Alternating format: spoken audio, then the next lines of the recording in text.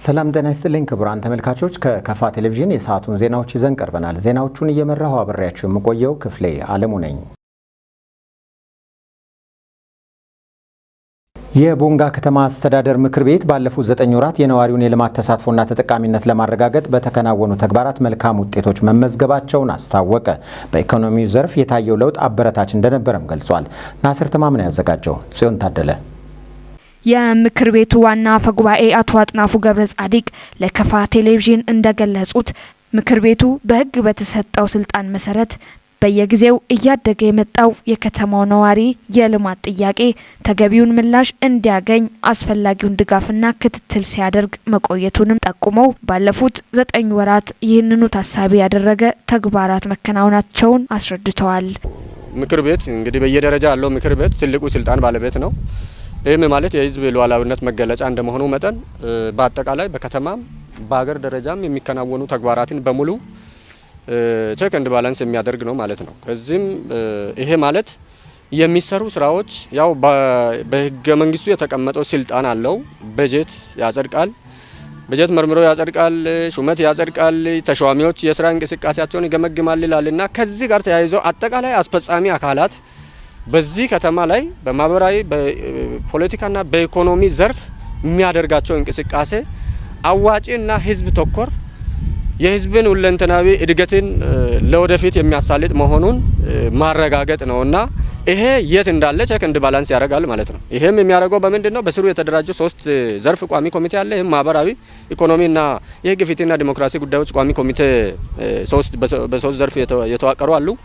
በእነዚህ ቼክ ኤንድ ባላንስ ያደርጋል። ምናልባት ፈጥኖ መታረም ያለበትና በመካከለኛ ጊዜ በረጅም ጊዜና በአጭር ጊዜ ውስጥ መስተካከልና መሰራት ለህዝባችን ተጠቃሚነት ቀን ከሌሊት መሰራት ያለባቸውን ጉዳዮች ደግሞ ይለቅምና ወጥቶ ውሳኔ ሀሳብ እንዲሆኑ በምክር ቤት እያስወሰነ ቀጣይ ደግሞ የዚህን አፈጻጸምም አሁን ባልኩት ቅድም በቋሚ ኮሚቴዎቹ ዘርፍ እየተከታተለ ያረጋግጣል ማለት ነው። ሴክተር መስሪያ ቤቶችን በእቅድ ክንውን ያስመዘገቧቸው ውጤቶችን በምክር ቤቱ ቋሚ ኮሚቴዎችም መገምገሙን የገለጹት አቶ አጥናፉ በዚህም የተገኙ ጠንካራና ደካማ አፈጻጸሞችን አብራርተዋል።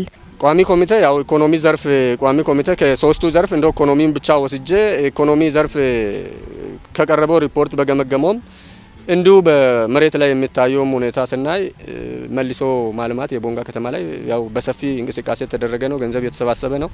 የልማት ስራዎች የተሰሩ ነው። ተነሺ የሚሆኑ የደቀቁ ቤቶች የተነሱ ነው። እዚህ ላይ አንድነት መፍጠርና በአንድ አድ ከመንቀሳቀስ አንጻር ከዞን ጀምሮ እጅግ በጣም ዋጋ ተከፍለው ህዝባችንም ደግሞ የልማት በቃ ሁሉ ጊዜ ልማት ቢመጣና እኔ ምንም ወደዚህ የሚለው ነገር የለም ሲል የነበረውን በተግባር እያረጋገጠ የመጣበት ይሄን ደግሞ በቁርጠኝነት ለማሳለጥ አሁን ያለው አስፈጻሚ አካላት ይሄን ሲል የቦንጋ ከተማ ብቻ ሳይሆን በዋናነት እኛ የቦንጋ ከተማ መዋቅር ስለሆነን እንጂ ዞኑም ቀን ከሌሊት ከኛ ከከተማ መዋቅሩ ጋር በመሆን እጅግ በጣም የሚበረታታ ስራዎች እየተሰሩ እንደሆኑ ይሄን በጠንካራ አረጋግጠዋል። ከዛም ባለፈ በገቢ አሰባሰብና አሁን ከማዘጋጃ ቤታዊ አገልግሎት ላይ መሻሻሎች እንዳሉ ከክልል እንደ ፌደራል እና እንደ ክልል ተመርጦ ቦንጋ ከተማ ላይ የዚህ የካዳስተር ስራውን በቅርቡ ትልልቅ የከፍተኛ አመራሮች ከፌደራልና ከክልል ጀምሮ መጥቶ እዚህ ይፋ ያደረጉበትና ቀጣይ ቦንጋ ከተማ በጣም ትልቅ ሽግግር ውስጥ እንዳለ የሚያሳይ መሆኑን ገምግሞ ይሄን በጠንካራ ጎን የገመገሙት አለ። ቀጣይ በልማት በሰላምና በመልካም አስተዳደር ዘርፎች የተመዘገቡ አበረታች ውጤቶች ተጠናክረው እንዲቀጥሉ ምክር ቤቱ ትኩረት ሰጥቶ እንደሚሰራም አስታውቀዋል። ቀጣይ የታቀደው አሁን ቅድም ባልኩት ልክ የ9 ወር ምክር ቤት ጉባኤ መደበኛ ምክር ቤት ጉባኤን አሁን ሰሞኑን እናረጋለን። ይሄ ማለት ጉባኤ እንግዲህ የሚወስናቸው ውሳኔዎች ያው መሬት ላይ የሚወርዱ ማለት ነው። ከዚህ በፊትም አሁን በጉለት የወጡትን ለውሳኔ አካል እናረጋቸው አሉ። ለቅመን ቋሚ ኮሚቴዎች የ3ቱ ዘርፍ ለኛ ካቀረበ በኋላ ለዋና ምክር ቤት ካቀረበ በኋላ በምክር ቤቱ በኩል በጉባኤው ዕለት ይቀርብና መጨረሻ ላይ ውሳኔ ይተላለፍበታል። እነዚህ ምንድናቸው? ቅድም ያልኩት ከመልሶ ማልማት አንጻርም ከተነሺዎች አንጻርም ከዚህ አሁን አጥሮ ካስቀመጡ ኢንቨስተሮችም አካባቢ መስተካከል ያለባቸው ነገሮች ምናልባት የኛ ህዝብ ልማቱ በቃ እንዲ በሬ ላይ ደርሷል ብሎ ዛሬ በደስታ ነው ያለውና ይሄ ተጠናክሮ እንዲቀጥል የሁላችን ጥንካሬ ያስፈልጋል። እኛም እንደ ምክር ቤት አስፈጻሚ አካላትም አንድ ላይ ቅንጅት ሰርተን በቅንጅት ወጥተን ገብተን ይሄን ከተማ መለወጥ አለብን። በታሪክ አጋጣሚ ይሄኛው ኃላፊነት በጣም ትልቅ ኃላፊነት ነው በእኛ ላይ ተጥሏልና የተንቀሳቀስን ነው። ግን አሁንም እርምጃ ቀጥለን መሄድ አለብን በሚለው ላይ ጠንከር ያለ ውሳኔ አስተላልፈን እንንቀሳቀሳለን የሚል ሀሳብ ነው። ያው ቀጣይ አቅጣጫ ተብሎ የተያዘውን በቋሚ ኮሚቴ ያስቀመጠው አቅጣጫ አለ። የቋሚ ኮሚቴን ደግሞ እንደ ምክር ቤት ሰብሰብ አድርገን ይሄን ውሳኔ አስተላልፈን ይሄን ደግሞ አሁን የከተማችን ደረጃ አድጓል። ከተማ ደረጃን ማደግ ብቻ ሳይሆን በሀብት መደገፍ ስላለበት ሀብቱ አለን። ሀብት አሰባሰብ ላይ ያለንን ችግር ለአንድና ለመጨረሻ ቆርጠን ጥለን ተገቢ ሀብት ሰብስበን ከተማችን መለወጥ አለብን የሚለው ያው ቀጣይ አቅጣጫ አድርገን አሁን የተዘጋጀን ያለ ነው። በሽታን የመከላከል አገልግሎት ሲሰጡ የነበሩ ጤና ኬላዎችን ደረጃ በማሳደግ የተሟላ የጤና አገልግሎት መስጠት እንዲችሉ ለማድረግ እየተሰራ መሆኑን የክልሉ ጤና ቢሮ አስታወቀ። በደቡብ ምዕራብ ኢትዮጵያ ሕዝቦች ክልላዊ መንግስት የመጀመሪያ የሆነው የሾምባ ኪጭብ ጠቅላላ አገልግሎት መስጫ ጤና ኬላ ምረቃና ስራ ማስጀመሪያ ፕሮግራም ተካሂዷል። ዘገባው የባልደረባችን አማኑኤል ኃይሌ ነው። ተጨማሪውን ተከታትለን እንመለስ። በምረቃ ፕሮግራሙ ላይ የእንኳን ደህና መጣችሁ ንግግር ያደረጉት የወረዳው ዋና አስተዳዳሪ አቶ ትብብሩ አሰፋ በክልሉ የመጀመሪያ የሆነው የሁለተኛው ትውልድ ጠቅላላ የጤና አገልግሎት መስጫ ጤና ኬላ የተገነባው ከፌዴራል እስከ ወረዳ ባሉት የመንግስት መዋቅሮች ድጋፍ መሆኑን ገልጸዋል። ለመጀመሪያ ጊዜ በክልላችን በከፋ ዞን በጊምቦ በእኛ ወረዳ በዚህ ቀበሌ ነው እድሉን ያገኘ ነው። ስናገኝ እንደ ወረዳ ያደረግነው አስተዋጽኦ ከፍተኛ ነው። አንደኛ ይሄ አገልግሎት እንዲጀምር የመድኃኒት ግዢና የተወሰኑ ቁሳቁሶችን የመደገፍ ስራ ተሰርቷል። በይበልጥም ደግሞ ዞኑ የተለያዩ ቁሳቁሶችን በመደገፍ ይሄንን ዛሬም ለማስጀመር ቅድም ባየነው መልኩ የተሻለ ከጤና ጣቢያም የተሻለ ማቴሪያል አገልግሎት አሰጣጥ ሂደትን ያየንበት ሁኔታ ታይቷል ማለት ነው። አቶ ትብብሩ አክለውም የጤና አገልግሎት አሰጣጥን ለማዘመንና ተደራሽነቱን ለማስፋት በወረዳው እየተደረገ ስላለው እንቅስቃሴ አንስተው የሚመለከተው ሁሉ ከወረዳው አቅም በላይ በሆኑ ጉዳዮች አስፈላጊውን ድጋፍ እንዲያደርግም ጠይቀዋል። የዞኑ ምክትል አስተዳዳሪና የገቢዎች መምሪያ ኃላፊው አቶ ደመላሽ ንጉሴ በበኩላቸው ለሁሉም እንቅስቃሴዎች ጤና መሰረታዊ ነገር በመሆኑ በመንግስት ለዘርፉ በተሰጠው ትኩረት ይህ ሁሉን አቀፍ የጤና አገልግሎት መስጫ ማዕከል ተገንብቶ ለህብረተሰቡ አገልግሎት ለመስጠት በቅቷል ብለዋል። ከለውጥ ወዲህ በተለይ የክልሉ ጤና ቢሮ ያደረገው ጥረት እጅግ በጣም አበረታችና እንደ ዞንም ለበርካታ ጊዜ ተጀምሮ ያልተጠናቀቁ ፕሮጀክቶች ነበሩ። እነዚህም ፕሮጀክቶች ምንም እንኳን የበጀት እጥረት ቢገጥምም አስቻይ ሁኔታዎችን በመጠቀም በተለያዩ በዞናችን ውስጥ ያሉ ወረዳዎች በመንቀሳቀስ ህብረተሰብን በማስተባበር ፕሮጀክቶች ወደ ተግባር ገብቶ ለህዝብ አገልግሎት እንዲሆኑ በርካታ ስራዎችን እየሰሩ ይገኛሉ። ብቻም ሳይሆን በፓርቲያችን በመንግስታችን ፕሮጀክት መጀመር ብቻ ሳይሆን መጨረስ የሚለው መሪ በጤና ቢሮ አማካኝነት በተጨባጭ ያየንበት ሁኔታ አለና እኔም በራሴ ስም በዞኑ መንግስት ስም ከፍ ያለ ምስጋና የክልሉ ጤና ቢሮ አቀርባለሁ። ክልሉ ጤና ቢሮ ኃላፊ አቶ ኢብራሂም ተማም የጤና ኤክስቴንሽን አገልግሎት በሀገራችን ከተጀመረ ወዲህ በሽታን በመከላከል ረገድ ከፍተኛ አስተዋጽኦ ሲያበረክት መቆየቱን አውስተው አሁን ላይ የጤና ኬላዎችን ደረጃ ለማሳደግ ታስቦ እየተሰራ መሆኑን ገልጸዋል። የጤና ኬላዎቻችን በፊት የነበሩት በሽታን መከላከል ላይ ብቻ መሰረት ያደረጉ የክትባት አገልግሎት የሚሰጥባቸው እና በተለይ ደግሞ ህዝቡ በተደጋጋሚ ሲጠይቅ የነበረውን የሕክምና አገልግሎት የማይሰጡ ከመሆኑ ጋር ተያይዞ አሁን ላይ ደግሞ እንደ ሀገር ተላላፊ ያልሆኑ በሽታዎች በተለይ ግፊት፣ ስኳር፣ የልብ ህመም፣ ካንሰር፣ የአእምሮ ጤና የመሳሰሉ ተላላፊ ያልሆኑ በሽታዎች ህብረተሰባችንን ከምርትና ምርታማነት ወደ ኋላ እየጎተቱ ስለሆነ የጤና ኬላዎችን ደረጃ ማሻሻል አስፈላጊ ከመሆኑ ጋር ተያይዞ ደረጃ ወጥቶላቸው ሁሉ አቀፍ ጤና ኬላ ወይም ኮምፕሬሄንሲቭ ጤና ኬላ የምንለው አሁን እዚህ ስራ የምናስጀምረው ጤና ኬላ በርቀት ላይ ላሉ በጣም ብዙ ህዝብ ላለባቸው በአቅራቢያቸው ጤና ጣቢያ ለሌሉ ቀበሌዎች ተደራሽ ከማድረግ ጋር ተያይዞ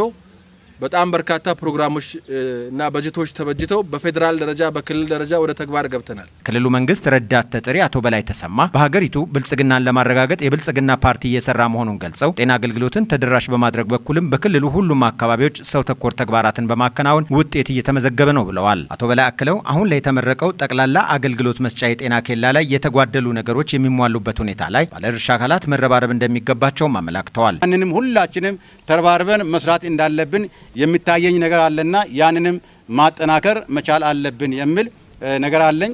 ከዚህ ውጪ እንደ ግልም እንደ ቡድንም ያው መደገፍ የሚገባንን ነገር በአጠቃላይ ለመደገፍ ወደ ኋላ የምንልበት ምንም አይነት ነገር የለም። በዛ ቃል እንገባለን። የአካባቢው ነዋሪዎችም የጤና ኬላው ተመርቆ ለአገልግሎት ክፍት በመሆኑ የተሰማቸውን ደስታ ገልጸዋል። በከፋ ዞን የቢሻ ወልደ ዮሐንስ ሁለተኛ ደረጃ ትምህርት ቤት ተማሪዎች በኦንላይን ለሚሰጠው ሀገር አቀፍ ፈተና ቅድመ ዝግጅት ስልጠና እየወሰዱ መሆኑን ትምህርት ቤቱ አስታወቀ። በትምህርት ቤቱ ከ700 በላይ ተማሪዎች የሀገር አቀፍ ፈተና ለመውሰድ መመዝገባቸውም ተገልጿል። የትምህርት ቤቱ ርዕሰ መምህር አቶ ፍቅረ ኢየሱስ ሀብተ ጊዮርጊስ ዘንድሮ ለመጀመሪያ ጊዜ በኦንላይን በተመረጡ ትምህርት ቤቶች ለሚሰጠው ሀገር አቀፍ ፈተና ከደቡብ ምዕራብ ኢትዮጵያ ሕዝቦች ክልል ከተመረጡ ሁለት የሁለተኛ ደረጃ ትምህርት ቤቶች መካከል አንዱ የቢሻ ወልደ ዮሐንስ ሁለተኛ ደረጃ ትምህርት ቤት መሆኑን ተናግረዋል።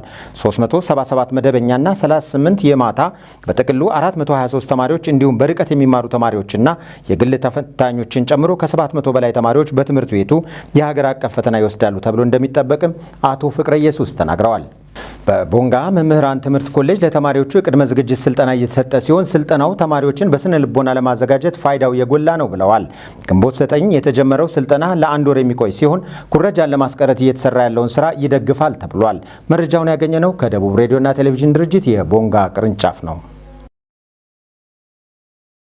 የደቡብ ምዕራብ ኢትዮጵያ ሕዝቦች ክልላዊ መንግስት ጤና ቢሮ ወረዳን መሰረት ያደረገ የ2017 በጀት ዓመት እቅድ ዝግጅት ስልጠና ለአሰልጣኞች እየሰጠ ነው። ታች ወርዶ ስራዎችን ለማሳካት እየተሰጠ ያለው ስልጠና ወሳኝ መሆኑን የክልሉ ጤና ቢሮ ገልጿል። አንተነህ ፍቃዱ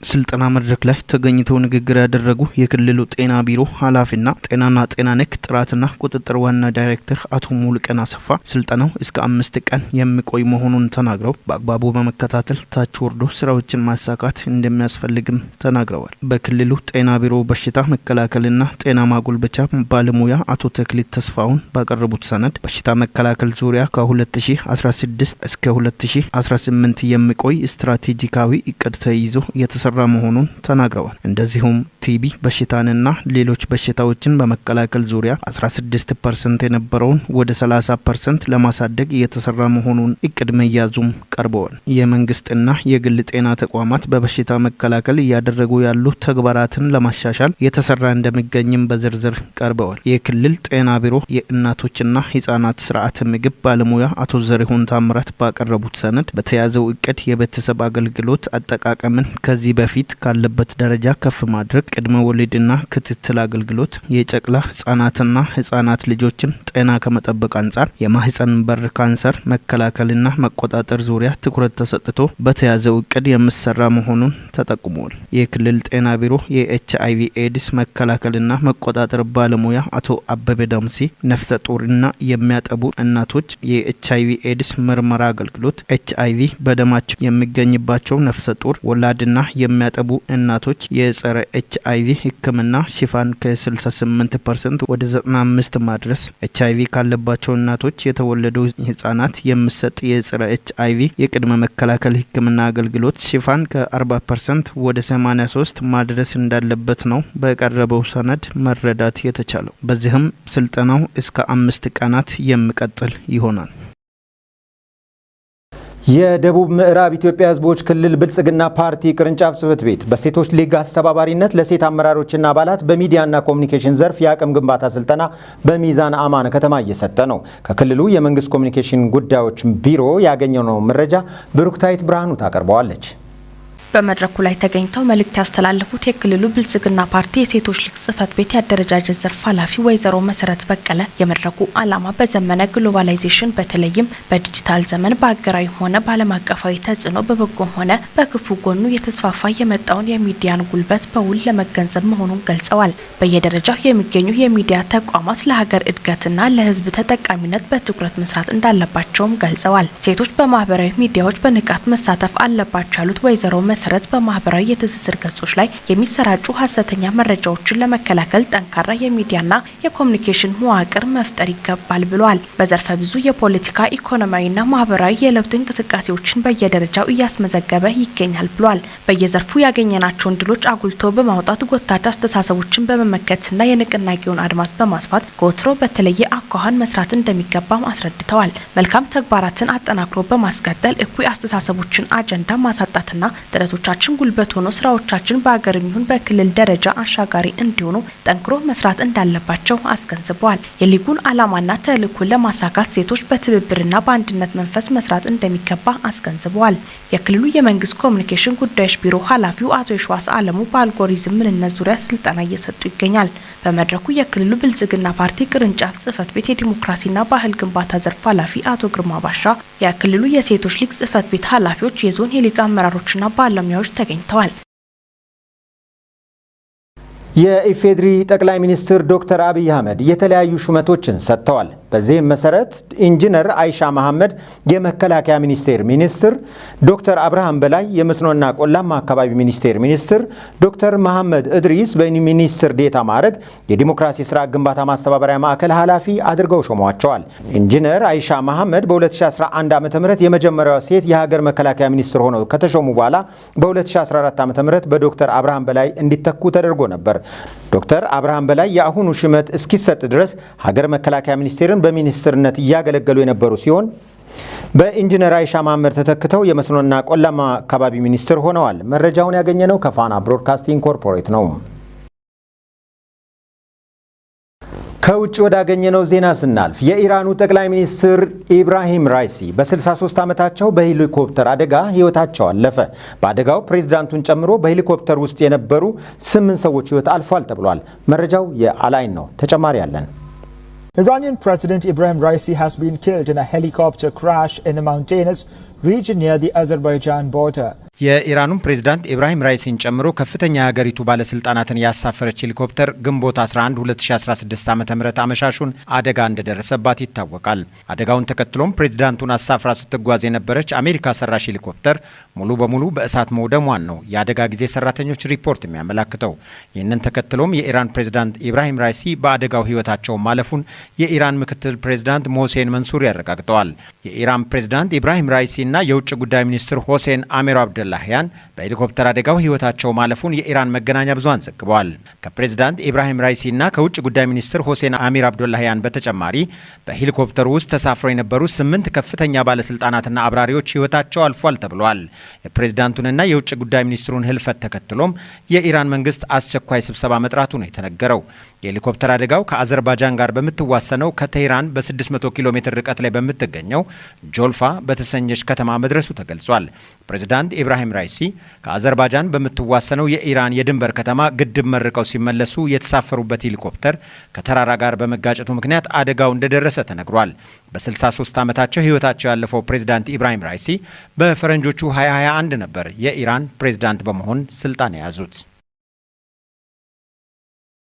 ክቡራን ተመልካቾች ከከፋ ቴሌቪዥን ለሰዓቱ ያዝናቸው ዜናዎቻችን የእስካሁኖቹ ነበሩ። ዜናዎቹን እየመራው ክፍሌ ዓለሙ አብሬያችሁ ቆየው። ቀሪ የጣቢያችን መሰናዶች ይቀጥላሉ። በእኔ በኩል ሰላም።